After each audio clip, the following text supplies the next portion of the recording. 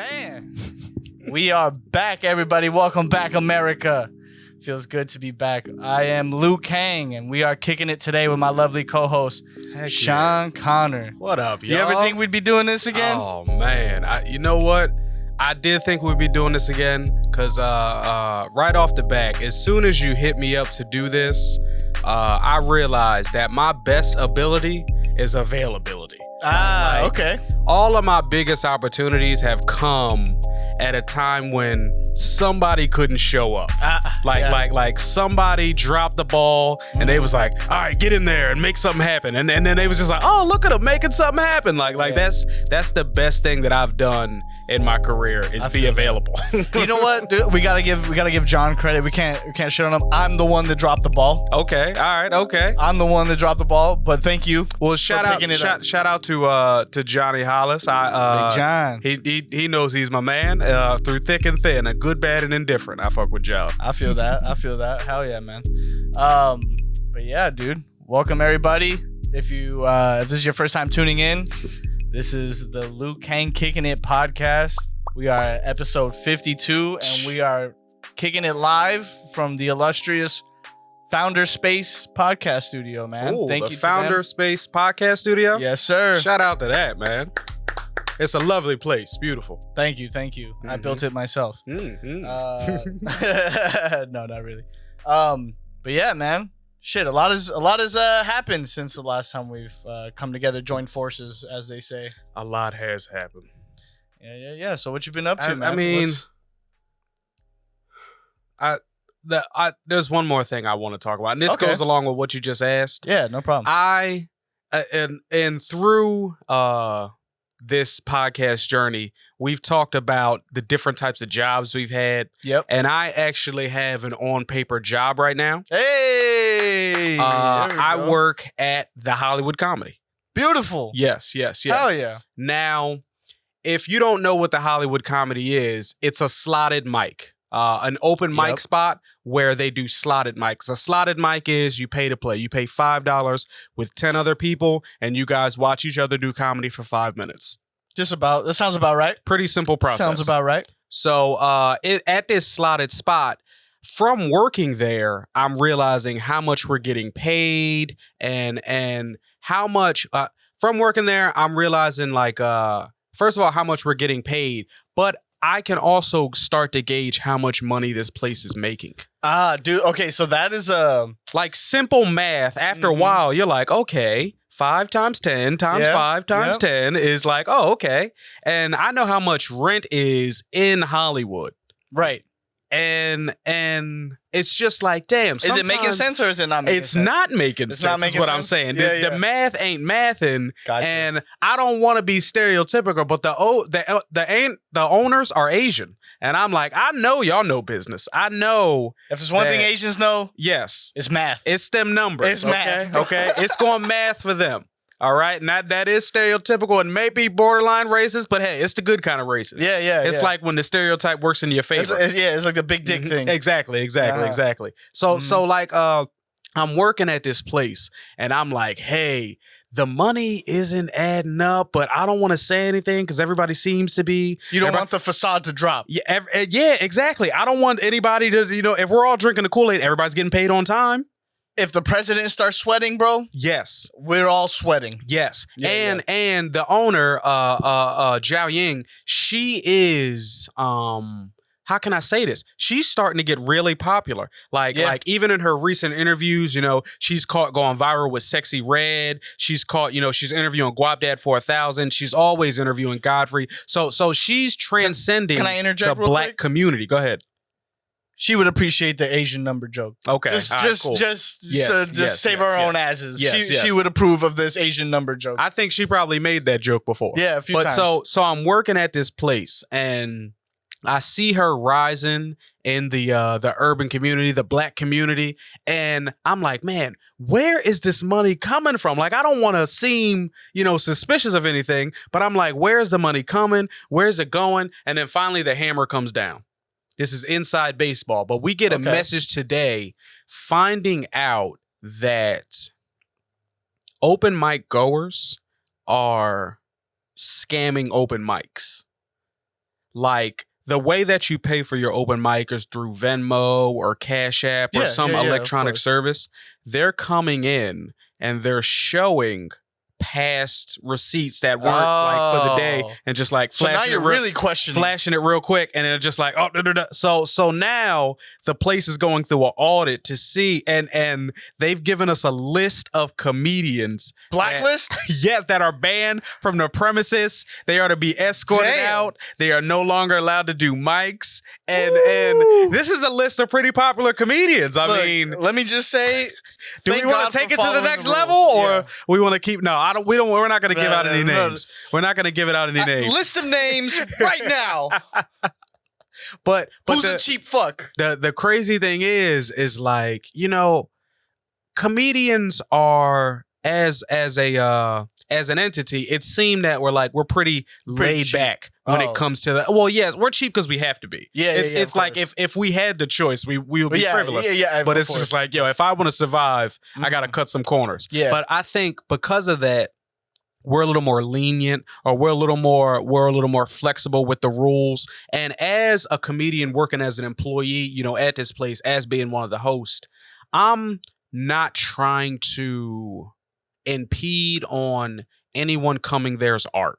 Right. I'm not trying to make them feel like, oh, I'm only coming here to pay my $5. I get my 5 minutes. Like, I try to be like, hey. It's not a jerk off sesh. Yeah. We get an extra minute here or there. It's like, hey, check in when you want to. I don't want to bother you. So when they show me the thing, I'm like, cool. Yeah. What I'm going to do? Take it on face value. What I'm going to do?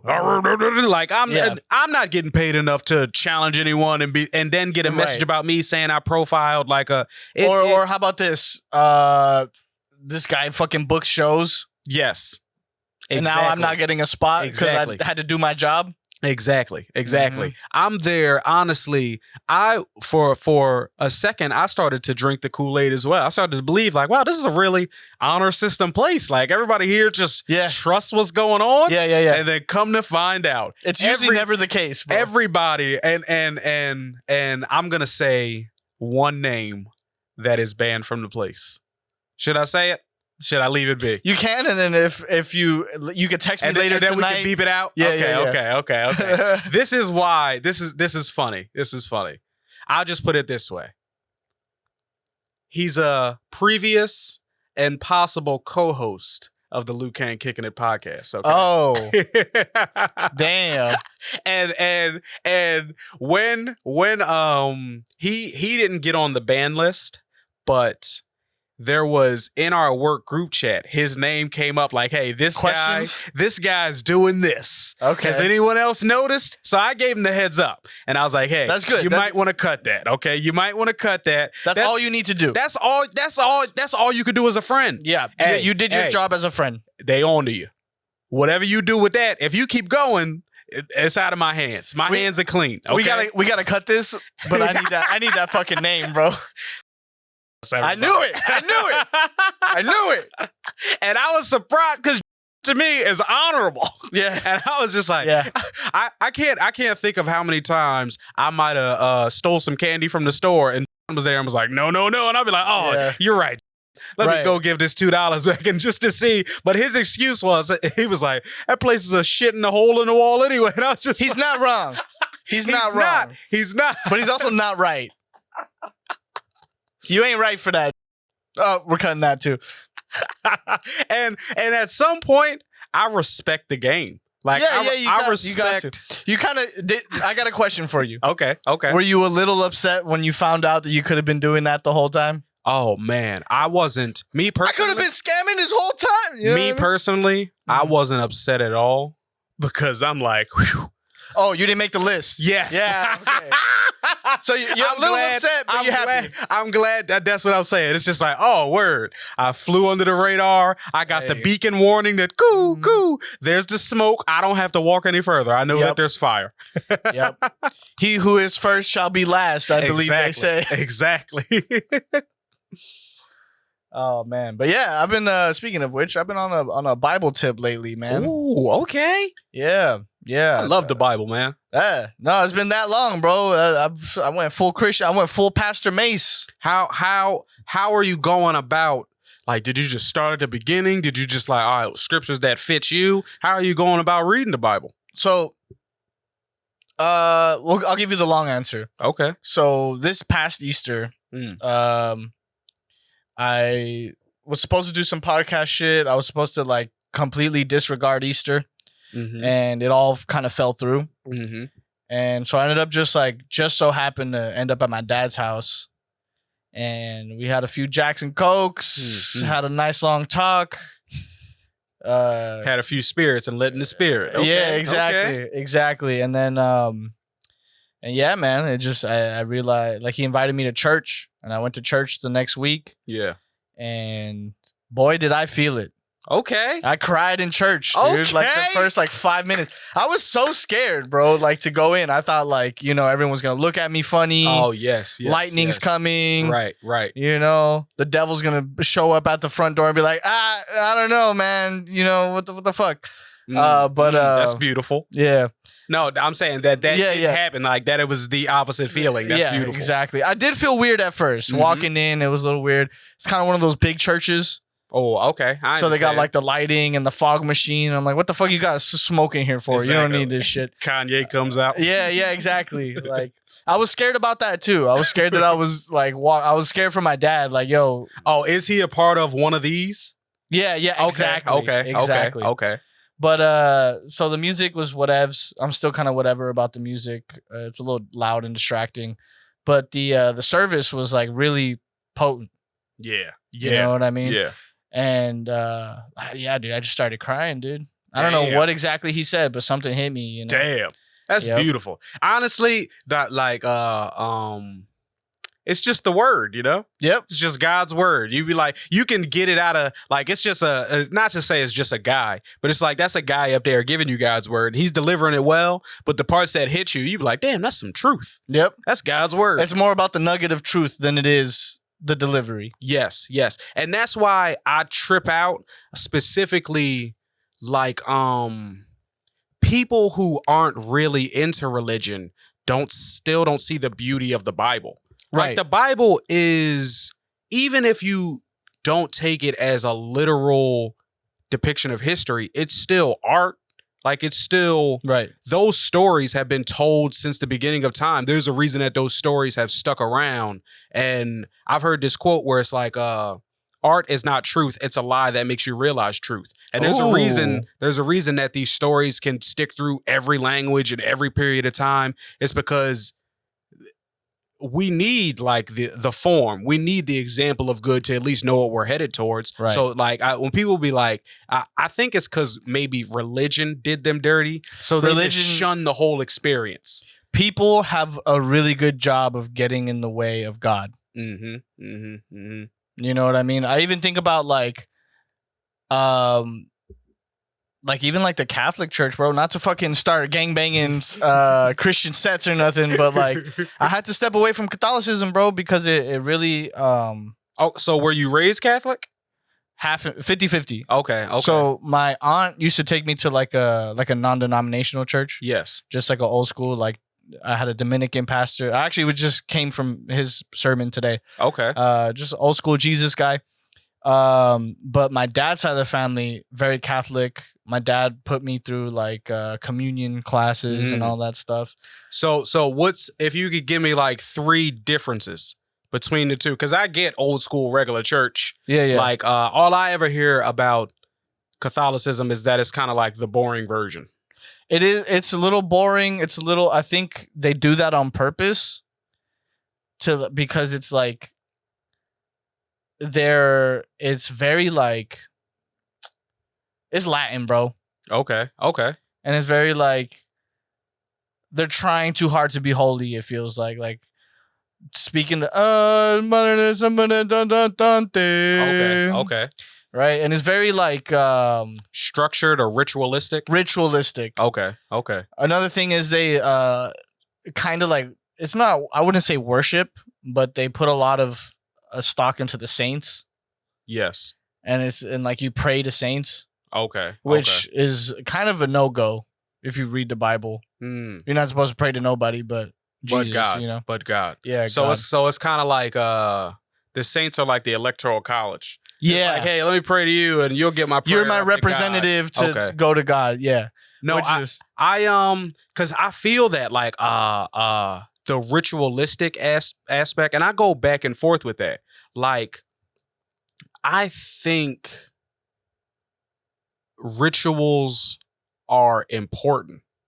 Like, not for the sake of doing it, but for the sake of like the mentality of it. The sake of remembering or recognizing that moment. Right. Like the symbol of moving your tassel or throwing your cap in the air. It signifies yes. It signifies, oh, I am doing it. It's the physical manifestation of a thought process. Yes. And I can see how that, because back when in my early 20s, when I was like really into masonry, there's a lot of rituals and all that kind of stuff. And I was like, yo, why do we even gotta do like what's the point? Who here really cares that we're doing this? Mm-hmm. But it's like, well, if we don't do it, then why do we even call ourselves a group? Here? Like, Why even? If you start questioning why we fucking wear our hat backwards, now I got to question why we wear a hat to begin with. Exactly. And then if we don't wear hats, then what are we even doing? Yeah, exactly. Why are we even here? You can break it down all the way to why are we even here? Yes. You know, yes. I feel that. But back to your point and the original point of why I brought up Catholicism was people having like really just ruining God. You know, like I think about, let's say, like the Spanish Inquisition, bro, where the Catholics came to America and just ran it the fuck up. Yeah. In the name of Jesus. Yeah. And it's just like a lot of people are like, you know, you shouldn't be worshiping, you know, Jesus because that's not your religion. You weren't raised that way. They came and forced it on you. And it's just like, yeah, that can be true, bro. Two things can be true, dog. I think the way that they brought it to us is fucking evil. And I'm pretty sure a lot of those fools didn't make the cut when they died. You know what I mean? But we still got the word. But at the end of the day, yeah, good came from bad. You made one, you said something very interesting, and that's what sparked my original question, I think. You said you've been reading the Bible, and I think that is such an important distinction. Like, yes, you can go to church. Yes, you can listen to somebody, but actually reading and studying the Bible, I think that's when certain things really stick out and stick home to you. Yeah. Bro, I be reading the Bible, I be laughing my ass off. I really do. Some of the stuff Jesus says, I'd be like, man, this fool's cold, man. Yo, Jesus is a he knows he's right, and so he can be a little bit of a prick righteously. Yeah. I know what you mean. He'll be like, listen, God already said it's done. Yeah. And they're like, but Jesus, why? And it's a valid question, why? Mm-hmm. It's like, God, why do you think I could walk on water? He's like, what did I say? Get out here. Yeah. And then this is like, oh, all right. Word. No, exactly. Or like, you know, there's this one scripture that it felt like I was reading a Bronx Tale. It felt like he was Chaz Palminteri in the Bronx Tale. Yeah. Or he's teaching us how to be like legit. Mm-hmm. So he goes like, he's telling the people like, look at these people, man. They're trying to sit in the front of the church in the highest seats. He's like, you don't gotta do all that, bro. He's like, when you go somewhere and someone invites you, say you get it. He says it, and I love that he speaks in parables. Yeah. Because it's just like, for me, it's very palatable. Yeah. That's how I speak as well. I get what you're saying. So instead of, hey, don't do this, it'd be like, let's put yourself in this situation. You know, so someone invites you to a wedding. You go and you sit in the place of honor at the wedding. Don't do that, man. Because if someone else comes in and that seat was meant for them, you're going to feel real stupid when the groom comes up and he says, hey, man, you can't be sitting there. You got to sit over there. And now you got to do the walk of shame to the back of the house. Yeah, exactly. Versus you You get invited to that same wedding. You show up. You're just chilling in the back, and the groom from the front, he goes, "Hey, oh, what are you doing back there? Come on, man. What is this guy? Come on, come sit up front." And now you get to do the walk of pride from the back to the front. You know what I'm saying? Hey, he who is first shall be last, bro. I get what you're saying. You know? So I really enjoy like reading and studying the Bible as well. And I've stumbled across like Jordan Peterson, right? Yeah. Jordan Peterson for a long time. That fool to be crying on YouTube and shit.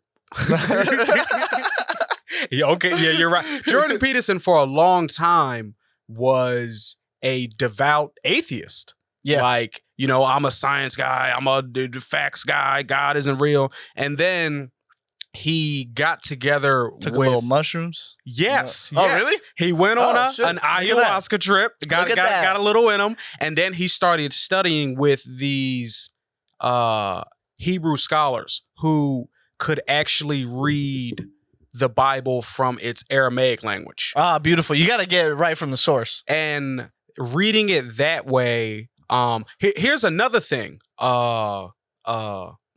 There's this thing called the Beatitudes. The Beatitudes. Oh yeah, I've heard of it. Never read them. The Beatitudes is the first 5 of the New Testament: Matthew, Mark, Luke, John, and Acts. And it's Gotcha. 5 different accounts. It's 5 different points of view. It's like that movie Vantage Point with Forrest Whitaker. Yeah. It's Yeah, 5 different points of views Yeah. of Jesus's baptism and what it meant from 5 different people who followed him. But these 5 books are in the Bible, the Torah, and the Quran. Oh, no way. Yes. Even the New Testament? Yes. Oh, like no way. not the full New Testament is in the Quran and Torah, but these 5 books Those are. 5, yeah. Yeah. And it's just like when the religions were starting out, they all had to draw from the same source material. It was just like, all right, if I'm going to tell the story this way, it's just like, all right, well, I'm going to tell it this way. But like we all got the same textbook in the beginning. So when he's reading it from that original language and he questions like, well, why would God have him do this? And it's just like, well, like you said, the parable, them escaping Pharaoh and Egypt isn't them just escaping slavery. It's like they had to escape tyranny. They had to escape like The laws of man. Yes, and I hear you. accept God. I hear and you. accept God. And they couldn't get to the promised land until they accepted God. And it's crazy. Moses got them free from Egypt, but his generation couldn't let go. Like the whole time when they was in the desert, they'd be like, "Man, we was better as slaves. We should just go back." They started building idols to worship and shit. Even though God's feeding them from the heavens, like they see evidence that God is real, but they can't let go of that tyranny, That comfort. of well, at least we know the devil you know is worse than the devil you don't. Like they was like, well, at least we know that. So generations had to die. 40 years had to happen before the new kids got to go to the promised land, because they was just like, nah, this is God. We accept it. Their whole lives we were getting fed by this guy. You know, we saw the burning bush. It's just like, this is what we understand the technology. We understand where we're going. We're not holding on to that past. Like, but it's that when it was broken down to Jordan Peterson, a very, devout and smart atheist like that, he was just like, wow, man, it doesn't even matter if God's real or not. Just that alone makes you want to be good. Makes you, you feel that in you, like, yo, I want to be righteous, like that alone. It's a self-fulfilling cycle. Yeah. Because you follow the words, you act on them. It's real to you, and now it's real. And now you just got to keep doing that. Keep repeating the cycle, man. That reminds me of a quote. I was recently watching this anime called the Juni Tyson, where it's each month of the year, each zodiac sign has a warrior and they battle it out. But the warrior of the bull and the warrior of the chicken were talking, and she was like, how do you be righteous? And then the bull was like, first, I decide to be righteous, and then I be righteous. And I was just like, yo, that's all it is. Yep, like, it's that easy, bro. First, you make a choice, yo. I'm going to do it. I'm going to do it. And then you do it. And then you just do it, bro. Straight up, man. And that's made my life, fucking pretty. Dude, a lot of crazy changes have happened in just a few months. Man. If we had started doing this podcast again a few months ago, I'd be on the same bullshit. Okay. But literally the last 2 months have made it so we can do this podcast now. Just because I got my house in order. I got everything, figured out. I'm not figured out, but I feel that. This season ended up being a good harvest, man. Yo, I totally understand that. Like, even in the sense of like you asked me what's been going on. You were part of us making the show, like with Kinky Links. Right. And it's been such a I almost feel like I became a new person through this process. Like, I really narrowed in on what I actually want. See, that's the most important step, bro. You get what I mean? That is what has allowed me to let the ego go a little bit of you're supposed to be this. You said you were this, so keep fucking running on that hamster wheel so that people don't go, I thought you said you were doing that. Exactly. You know what I mean? Yo. Sometimes things change, bro. And not even, yes, sometimes things change, but like, sometimes you can tell somebody your vision and they see it their way. But it's like, if I'm okay with what my vision is, right, then I'm okay with that. Like, I recently... There's nothing nobody could tell you. Yeah. And that feeling, sometimes that feeling, at least what I've been realizing lately, I feel like that feeling is more important than people thinking something. Yeah, that's righteousness, bro. That's literally what it is. Righteousness. Like you were saying, like the fact that Jesus, this is a Jesus heavy podcast right here. I'm liking it though. I'm liking it, bro. We just need to get Asmau in here next, bro. Right. That's it. But no, so like you were saying earlier about Jesus, like scripture, you know what's right. You can be a prick about it if you'd like. You know what I mean? As long as you're not, too much. As long as you're not hurt. Well, what I'm saying is like, just for lack of better words. But like, what I'm saying is like, you can lean on that confidence, knowing, no, I know what's right for me. Yeah. So whatever you say to me, I'll listen to you, just so you don't feel like an asshole just talking to a wall. But at the end of the day, man. You just like you said that, bro. Because I recently went home for my brother's wedding. And honestly, the whole time leading up to it, I'm dreading it. I'm like, I don't really want to go to this. I told you a few times. You don't want to explain you don't want to explain yourself to people.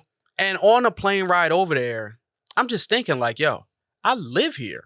Like, I do what I do and don't have to worry about a thing. Like, it's like, It was a weird, because I had that conversation, like, what are you doing or what's going on? And I would say it and it will be met with the same like, oh, okay. But this time it was a little bit different. I was at a wedding and the community was there. And so it's more than just your family. It's more than just my family. And I didn't even realize what I'm doing. The community watches and be like, we don't know nobody else who made it as far as you. Dog, let me tell you. Like, I saw your anime joke and it had me dying. And I'm saying this is just the photographer that was hired in front of my brothers. And then they're like, what's he talking about? And that feeling is better than I saw you. I saw your thing. It was good. It was good. Yeah. That I saw your little sketch. Yeah. It was good. That, what's he talking about? What does he know that I don't? I'm your brother. And then that was the conversation like, you don't let us in on that enough. And I'm like, I've gotten to a point where I don't need y'all to be in on it. Right. Like, I'd rather y'all be late to the party because y'all are my guest of honor. So it doesn't bother me that y'all are late to the party. Yeah. No, I hear that. So it's more of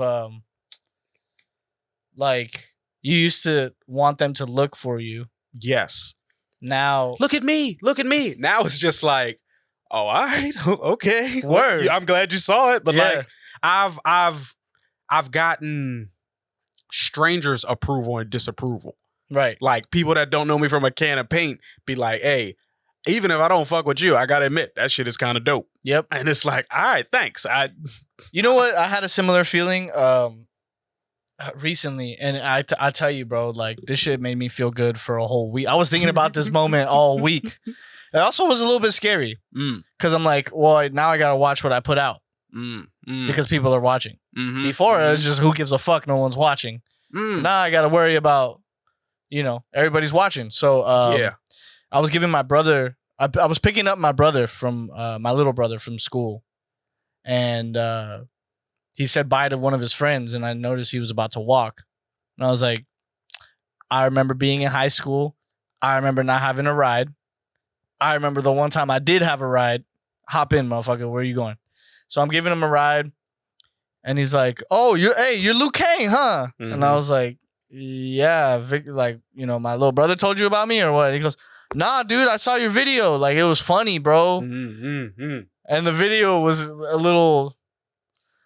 The subject matter was a little, questionable. Okay. You know what I mean? For him to be watching. But so that's what gave me the idea of like, I need to watch what I put out. But it was just crazy to think like, bro, I'm like what I'm doing. Yes. Like when you post something on Instagram in your head, you're just posting it and like, you're probably your cousin's going to see it or some shit. You know what I mean? You don't realize that there's strangers out there that are watching your shit now. Yeah. And like you might run into them in person every once in a while. Man. I think that that along with like coupled with what we do with like stand up is like I don't even know, cuz it's like meeting people is almost like you're always on the job. Right. It's like it's almost like you're always. You got a few minutes to sell yourself. Yeah. You have to, all right, let me give you. Yeah. You got a few minutes to sell yourself. So then, when you're not in that mode, and I guess you see the reaps of the benefits of that, that's what you're noticing. You be like, oh shit, I'm selling and it's working. I didn't think people was buying. They're gonna buy my shit. Exactly. But no, what you said sparked something in my mind about now that people are watching. I heard Gary Vee say this, and it spun my mind a little bit around it. Like, put out whatever you're gonna put out. If they don't like it, they're not gonna see it. And if they like it, then you'll know what to put out. Right. So, like, I guess what I'm asking is, do you feel like putting out stuff that isn't the same type of content may discourage a person from seeing that one particular type of content that they like? Yeah, for sure. I will tell you this. I went viral a few times. Yeah. That's what I was going to ask about next. So a few times I went viral, just doing reaction videos or whatever. So a bunch of followers. I started posting podcast clips. Motherfucker, they started leaving so fast, in bro. droves. Leaving so fast, bro. I would to the point where like I would check later on in the day. And not only did my post not get any fucking love, motherfuckers left. They left the chat. You know what I'm saying? Like, I'm like, oh shit, they don't like this shit at all. Okay, all right. But that's what I love to do. That's what I really enjoy doing. This is what I really enjoy. Yeah. So I'm gonna just keep doing it, bro. If you fuck with me, you fuck. Hey, thank you for watching. If you fuck with me, you fuck with me. If not, hey, I might drop a little reaction video here and there to let you know I still got it. But other than that, like I love what I do. So I'm going to keep doing this. I would rather them leave now so I don't got to deal with them in the comments later than have a bunch of fools that are just like not active, not going to show up to a show or not going to support. You know what I mean? I feel that. So I rock with y'all for rocking with me. Thank you for tuning in. I don't know, man. Even when was the last time we did a shoot? How long has it been? We were at the other studio, the one. Oh, that was quite a while then. Yeah, by the hot dogs. Oh, damn. Hell yeah. It's been years, dude. That might have been a year or two. Yeah. That was our last episode. That was the last episode of this show. Okay. I started another solo podcast when I was really going through it. it was called Misery Loves Company. But then like halfway through it, I was like, I'm really not as miserable as I thought I was. I was like, oh, what's bothering me this week? Like, not much actually. God damn, our last studio, man, that was a doozy, boy. That was a doozy. I still use it as a private bathroom from time to time. I think I might have went there once since then, but it was a bad choice to go there. Yeah. Brought back some memories and shit. No, I created a bad memory there. That's what I was. It was. You know what? We're not even gonna get into that. But since then, man, I have gotten I've gotten fired and rehired and fired again. I no longer host at the Comedy Chateau, but I've gotten a bunch of other hosting opportunities since then. But I'm kind of glad that I don't host at the Chateau. I'm only just recapping, I guess, from the point that we last did our episode. Yeah, no, that's this episode is gonna be called the catch up. So like I guess I remember the feeling of when I no longer was allowed to host there. I'll quickly say the reason why. I stole from the business of the club. I love how honest you are, dog. Yeah. You know, like some people, like there's some people that are like not to knock you, obviously, because we're friends and I appreciate you, but there's some people that are of, I guess, like, in quotations, like better moral standing. But the times that they're not, well, the times that shit does not come through. Oh, okay. They're real fucking quiet about. They can't admit that. They cannot admit shit. Yes, you, my friend, will steal and be like, I stole.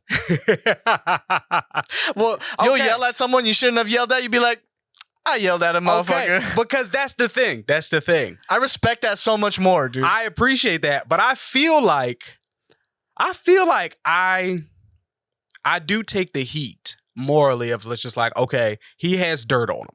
He has dirt on his name.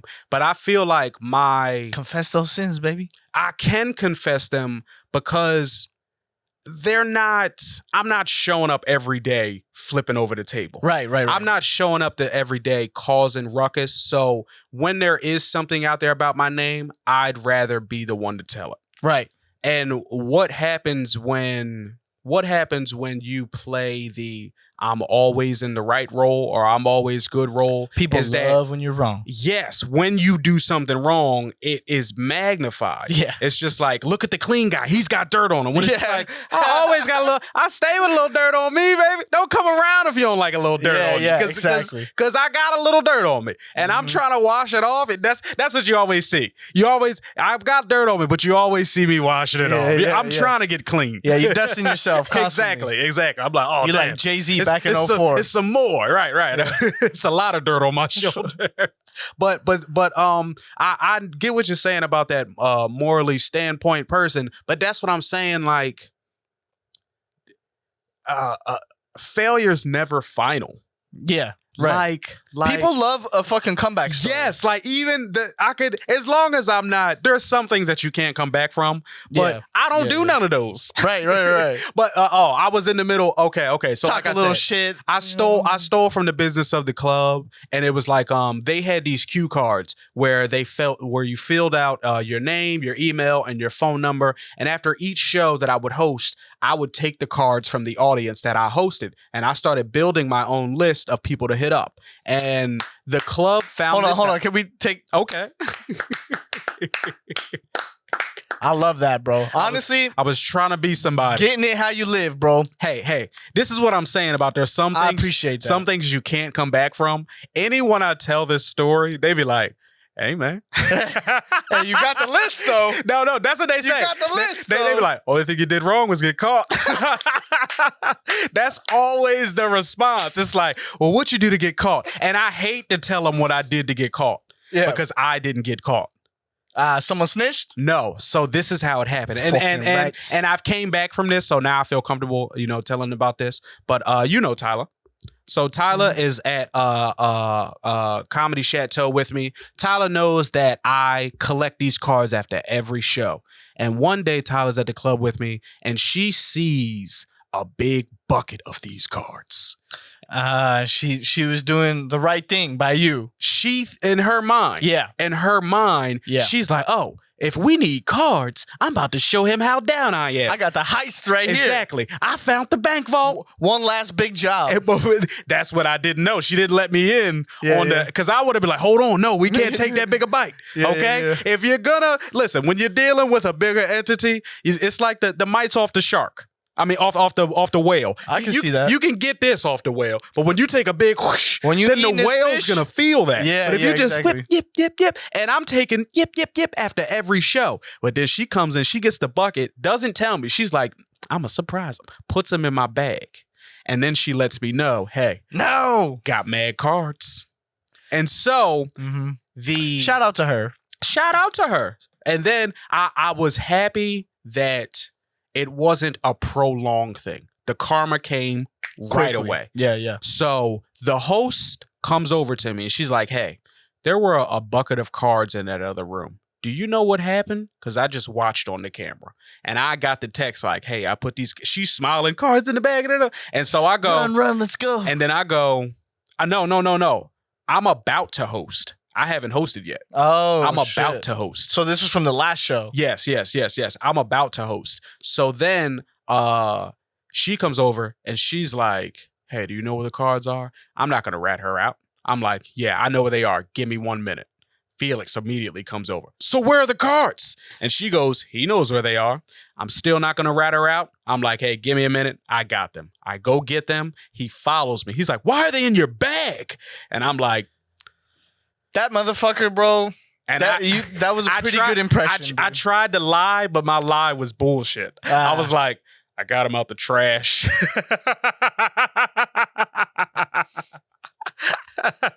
Sometimes you gotta take the hit. Yes. Sometimes you gotta take the hit, bro. Yes. So then they let me host the show.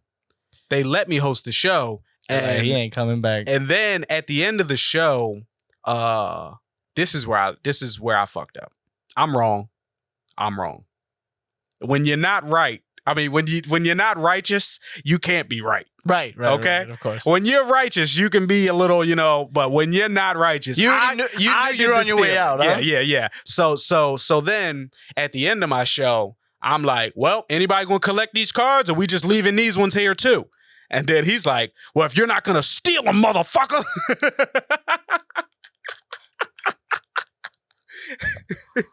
And so that is hilarious. And so then I leave and I'm feeling like, damn, I just lost my gym membership. Like at this time, I'm not really working out at any other gyms.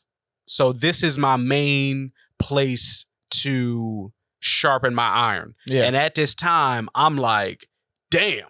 All right, what the fuck I'm gonna do now? And this is maybe, like I said, 1.5 years ago, or at least maybe a year ago. Yeah, I'd say about 1 year ago. And I'm so thankful of, actually it's not a year, I would say about 8 months, because it happened around September, I'd say.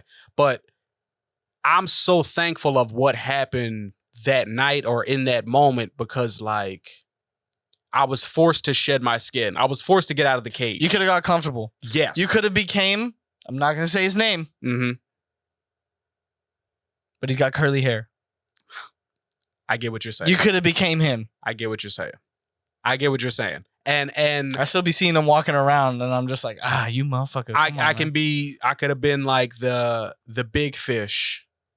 In a very, very, in an aquarium. Yeah. You're still in the tank. In an aquarium. And it's just like, yo, we love this big fish. And it's just like, and I'm saying, because I got out of that, I just had to get out of my comfort zone. Like there was no more comfort zone. The comfort zone was blown up. So I had to, I don't even know if it was creating a new comfort zone. I was just like, nigga, I'm just comfortable being uncomfortable now, motherfucker. So I started putting my neck out there more and wasn't afraid to fail. And then finally, like I said, it happened in September, and I knew I would be okay because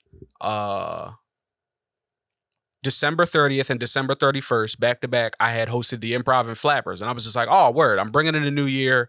I knew it would work. I knew I would be okay. New year, new me. Yeah, not new year, new me, but like, yo, I gave myself a goal of like, nah, nigga, I ain't just about to die at the chateau. Yeah, of course. Yeah.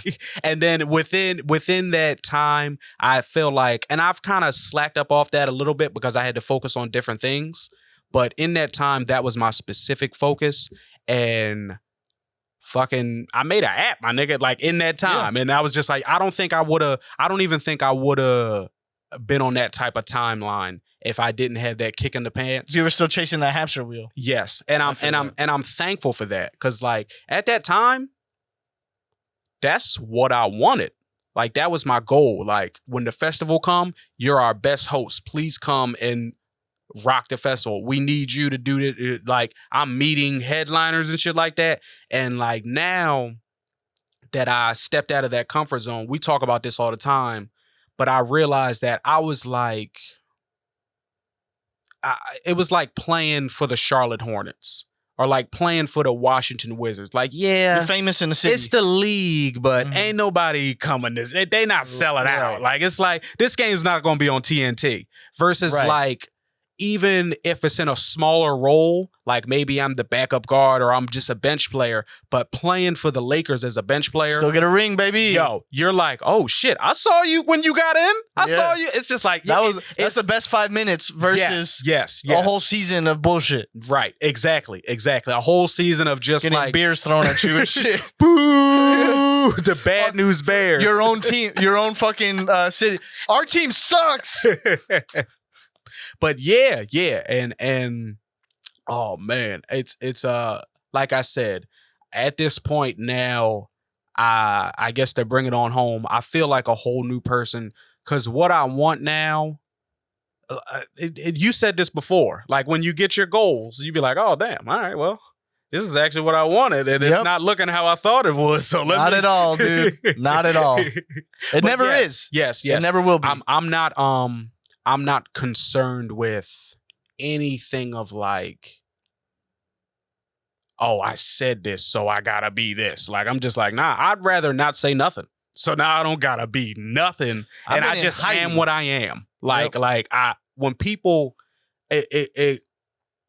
I'm afraid of it, but I'm not scared of it.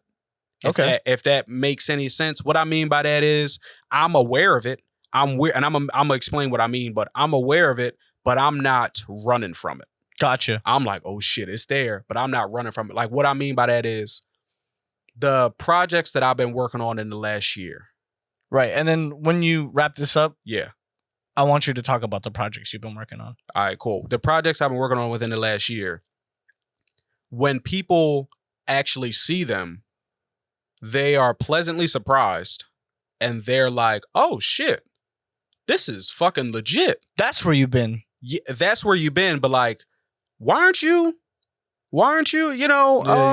pushing this? Mm-hmm. And I'm on the side of, I want to make sure I do it right.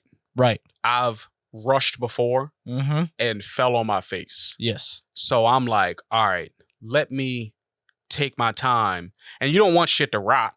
You don't want shit to get stale. Of course. Yeah, sit there. But it's like, let me make sure I got my ducks in order, or at least try a different route than I tried before. Like, yeah, if you keep shooting at the same target and you can't hit that fucking target, maybe you should focus on a different target for now. Mm-hmm. And basically, like what we did, Lou is a part of it as well, but we got, 3 4K cameras. We got the microphones. We made a set. Yes, we did. And we shot a game show. And it's based off the app Kickin Links that's out on the App Store. But like, it's like, we created basically a teaser pilot or a proof of concept, 2 episodes that basically explain the show and, the concepts of it and the games that we're going to play. But like, that's my favorite thing about it. Like when people don't even have to know who I am, like you said, strangers can be like, what's this? Like the clips that I posted online that got the most numbers were just people that they didn't probably know, just playing a game. Game, looking like they're having fun and being just like being open. Just being like, vulnerable. And the games I think are so they're obviously games that everybody kind of knows a version of, but they're so relatable, and the people on there are being them authentic selves. Like a lot of times when you watch a show, you can be like, oh, I can see this is kind of produced, or oh, they had too witty of a line. Gotcha. People were naturally funny. A line. Yeah, they were fed a line, but people here were naturally funny, and the reactions were like just natural and authentic. And the camera crew did such a great job that, like, while the editing was going on, it was almost like I had to fight with myself. Like, damn, whose reaction is better? Whose face should I stick with longer here? Because it's almost a great problem to have, but too much good content. And I think naturally, we also talk about this all the time. The gift and the curse of being slightly autistic. Yeah. of like, Okay. It's almost a cheat code in editing. Like, somebody who may have to scan a full file to see where a specific point is. It's just like, I trust my Line heart. it up. And it's just right there. Right You're just there. like, why did I know that wavy length right there was the part that I was looking for? And like, or even with the editing, it's just like, it almost comes. Go off a vibe. Yeah, it almost comes naturally. Yeah. And then people are like, oh, damn, I like the choice you made there or something like Why that. would you hold an extra second? It's like, 'cause trust me. There's no explanation, just because trust me. And even if you do have an explanation, it's like, you might not even get it. You wouldn't even, Because Just peep, bro. even in the editing, like I would get notes from, because I worked with a few people, in the industry, like Reagan from Sex Life, and she would give me notes, and then I would explain to her, we need her to say that, because like, that's what people would say. Like, that's what a black girl would be like. He just say, my ass, he want to switch, or something like that. Like, everyone's going to sing that line with her. So, like, we do need that. And she's like, oh, all right. And just those little things of, like, it helped me so much with my confidence, because now it's not I can do it. The concept has been It's proven. like, hey, I did it. It's almost, that's what I meant by, like, when I went home, it was like, I'm not talking about what I want to do. It's like, talking about what you did. Yeah. If you don't know what I did, then you just don't know. Then it's just like, Well, let me put you on game. Yeah. Almost like that. And that's why it was funny to me. That's why it was funny to me to see their faces of how good it was.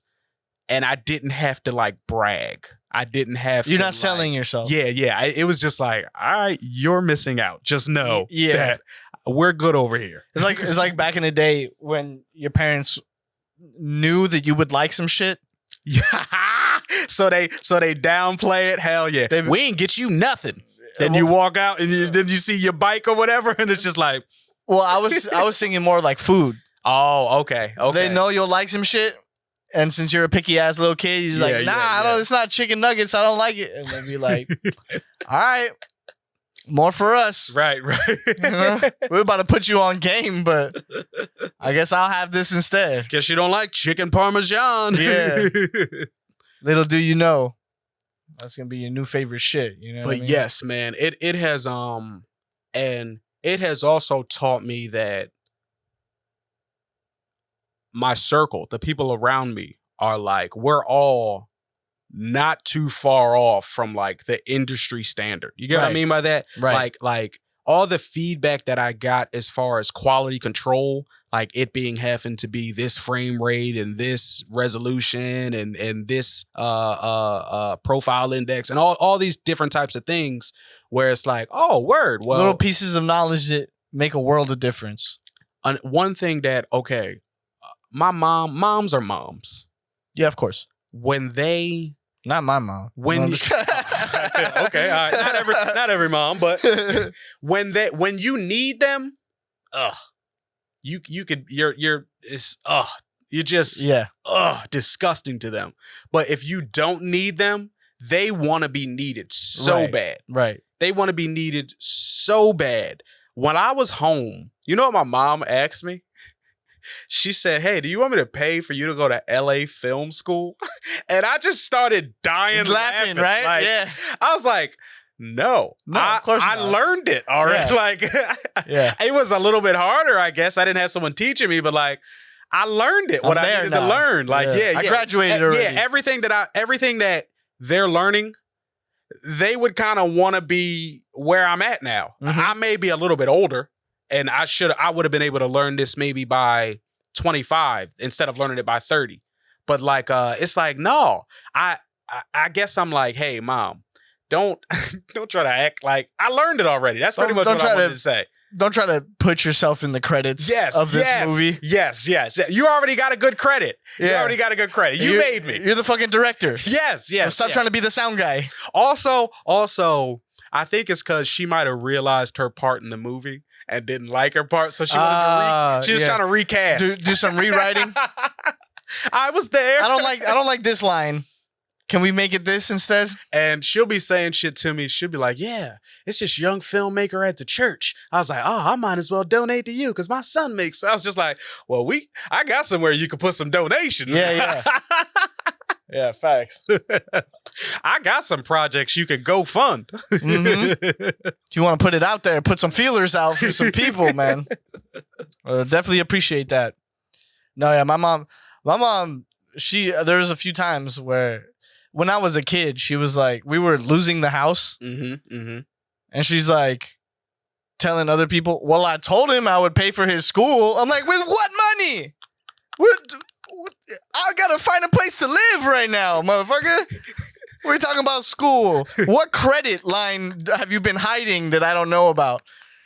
That's just funny. I knew she really lost it when one time she was like, I was like bragging to her. I was still in that stage where I needed her approval. Yeah. And I was like bragging, I was like, yeah, so I got casted in this thing to be a skateboarder.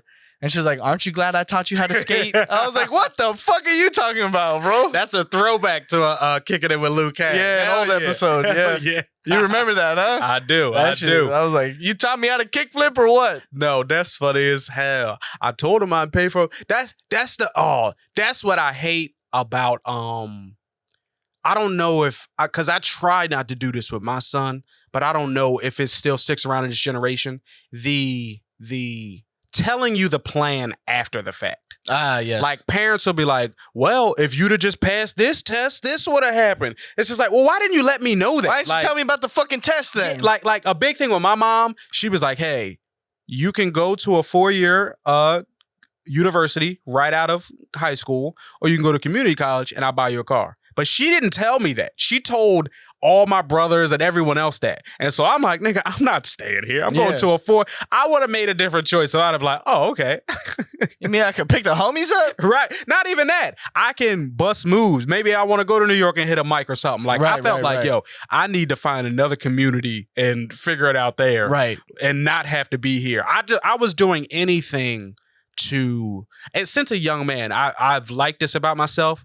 I was doing anything to outgrow that comfort zone. Right. To like, all right, if I gotta say fuck the safety net, I really gotta say fuck it. Like I can't be like, oh, it's over there. Like, because I'll go get it if it's over there. Right. I know that about myself. If all I gotta do is walk 5 steps, I'll walk the 5 steps. Yeah. That's why I'm not gonna lie, man. Sometimes I'm grateful to have roots here in LA.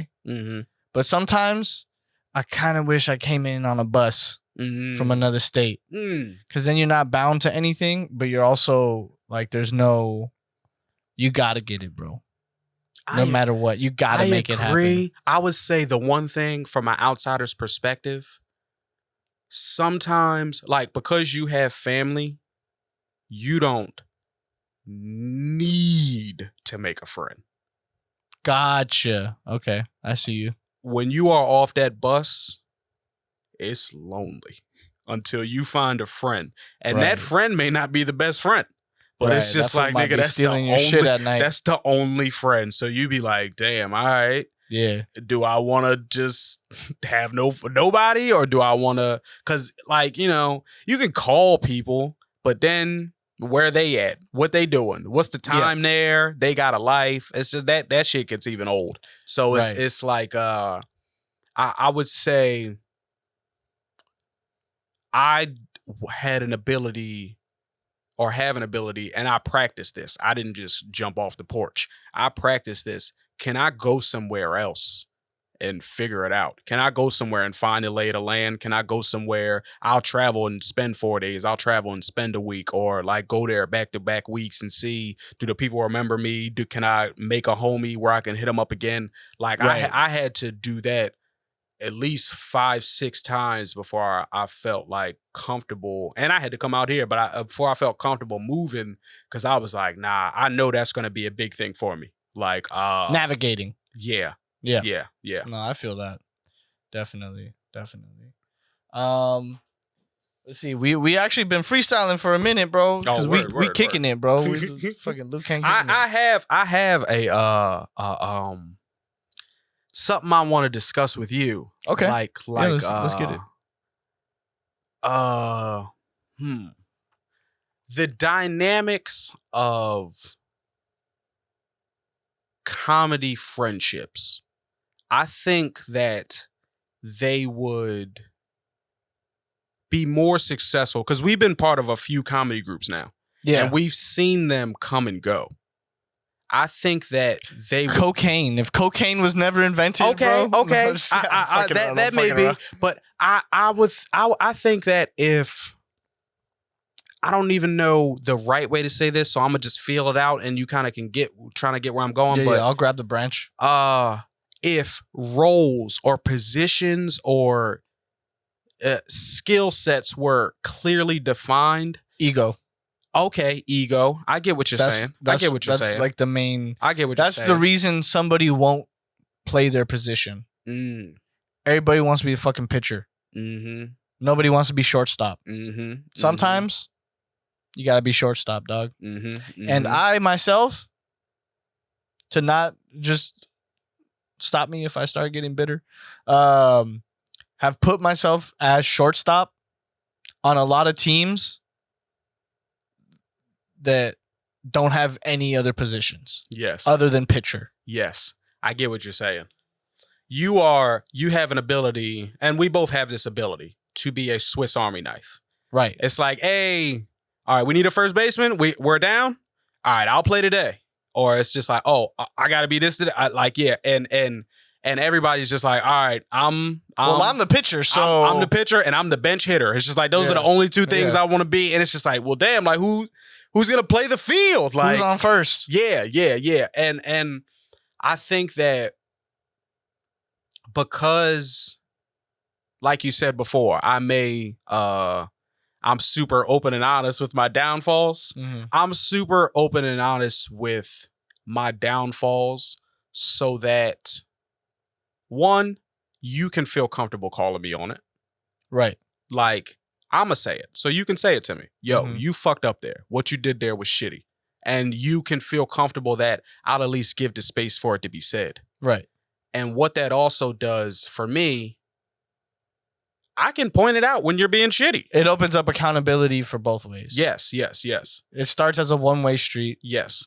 And you hope that it becomes a two-way eventually. That's what I love about how, and that's why I didn't take offense to what you said about like other people better be in moral standing. Yeah. Because I'm looked at as quote unquote the piece of shit, when that super high standing moral person, when I'm alone with them, first thing they do, they feel like they got to prove it to me to be down. They got to take off their mask and say, I do fucked up shit too. They feel they have a story ready. They almost can't wait. They can't wait to be like, hey, guess what? And I'm like, why are you even telling me this? Yeah. Would you tell them that? That's the Louis C.K. jerk off once the fucking door is closed. I jerk off too. Exactly. So like, it doesn't really, that doesn't bother me, but I think that I am, comfortable because specifically I've been dealing with a situation where I'm hanging out with a newer comic, and this comic is growing on stage. He's great at networking. He's a good hang. He's a good time. He requires a lot of, this is a new comedian thing. Where we at with it today? What we doing today? And it's like, okay, I got drive. I'm going. But I need you to also be like going. You can't just go where I go. I need to see you on accident. Yeah. I need to see you out there. Yeah. Without me. I can't. Your success can't be dictated by how much I grind. You can't just come everywhere with me. Right. I need to see you doing that. And you need to shoot your shot with grown ass men. And that's the thing. That's why I'm saying I've had comedy friends come and go, and you've probably seen a lot of them. Like, and you know them from the scene because there's some of them are still on the scene. But I'm saying to the point where this used to make me upset. I would feel like comedians would use me to get their footing or grounding. Like, and then when they didn't need that anymore, it was almost like fuck me. But it wasn't fuck me. They were trying to be something. And I respect that. But almost like I guess basically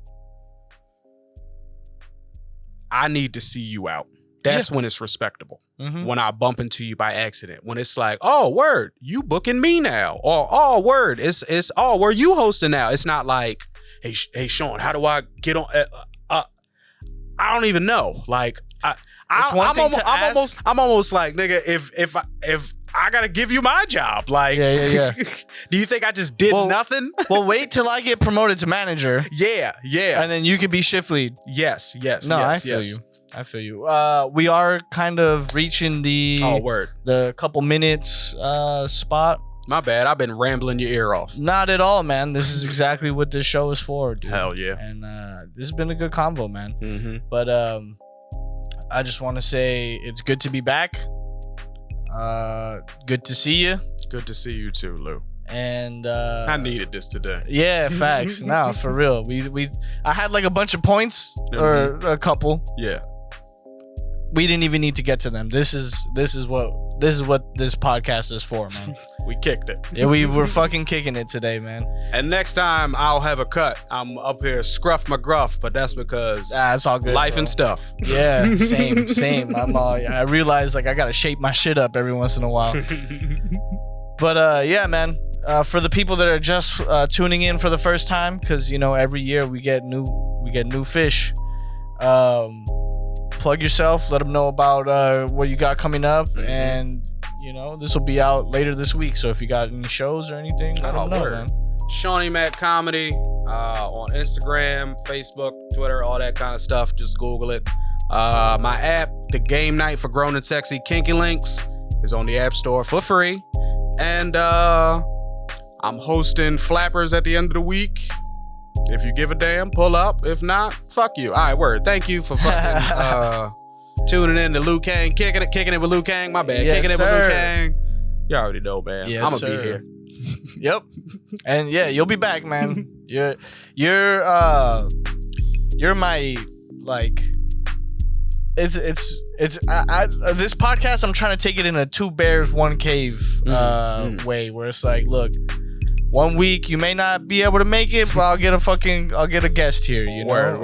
Like sometimes we'll all be in the cave, we'll all be kicking it, and sometimes it'll just be one-on-one interview with a guest or something. I like that. Yeah. So it's never a dull moment. Never a dull moment. So thank you for tuning in. Follow me on Instagram, Lou_Kang_. You can follow the show on Instagram at Lou Kang Show. I feel like that's easier. And we'll be on YouTube, Apple, Spotify. I gotta re-sign up for a bunch of fucking subscriptions right now. But I know how that goes. Yeah, man. But it's good to be back, and we'll be back every fucking week, man. Peace.